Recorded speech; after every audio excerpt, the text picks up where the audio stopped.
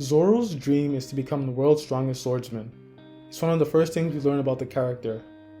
A dream that's only strengthened when he encounters the current title holder Mihawk. A man who can cut both large ships and glaciers in half with ease, and who also managed to beat Zoro with nothing more than a small knife. These are basically all his achievements in a story that spans over 1,000 chapters. But that's not really my problem.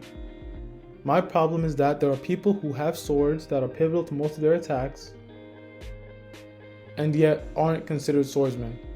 We learn very little about what makes up swordsmanship.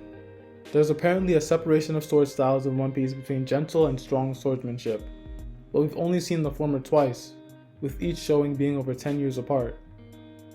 We know that Zoro is a strong sword user, but there's no defining style to his fights.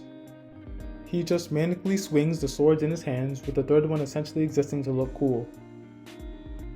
Oda never really defines what swordsmanship actually is, which would be particularly important in a series like One Piece, where many duels come down to whose haki is superior.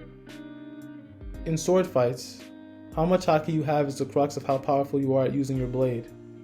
If that's all there is to sword fights, what's the distinction between a swordsman and a typical sword user? Is Shanks a swordsman? Big Mom is a strong character with a sword, yet she's not called a swordswoman. Zoro straight up says that King wasn't a swordsman, but rather he was a brute with a sword.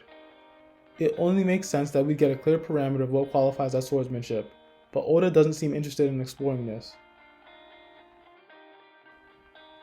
As a matter of fact, he doesn't seem interested in exploring anything related to this plotline at all. No one even ever really talks about Mihawk's title. In over 1,000 chapters, only Zoro's dead friend and a Whitebeard commander have even really mentioned it. Despite being the main character's right-hand man, and his goal being battle-specific in a battle shonen, Zoro's goal feels minor.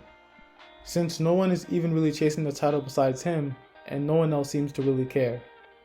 Mihawk, swordsmanship, and this whole plotline all feel incredibly shallow. And they make Zoro's dream feel very small. But I'm just one guy, maybe I'm wrong. Feel free to like, comment, and subscribe if you enjoyed the video, it really helps me out, and I'll see you guys next time.